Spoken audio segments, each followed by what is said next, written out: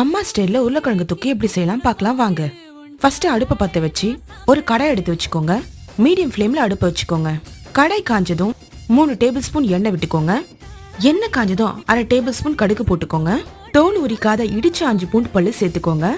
ஒரு கைப்பிடி கருவேப்பிலை, பொடி பொடியா நறுக்கின 100 கிராம் வெங்காயத்தை சேர்த்து பொன்னிறமா வதக்கிக்கோங்க.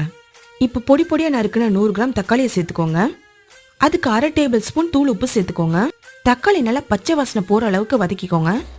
1/4 டீஸ்பூன் மஞ்சத்தூள், 1 டீஸ்பூன் தனியாத்தூள், 1/2 டீஸ்பூன் குழம்பு மிளகாய் தூள், 1/4 டீஸ்பூன் பெருங்காயத்தூள், இதை எல்லாத்தையும் 1 நிமிஷம் போல நல்லா வதக்கிக்கோங்க. வேக வச்சு கட் பண்ண 1/2 கிலோ உருளைக்கிழங்கு இதுல சேர்த்துக்கோங்க. நல்லா ட்ரை ஆகிற அளவுக்கு வதக்கிக்கோங்க.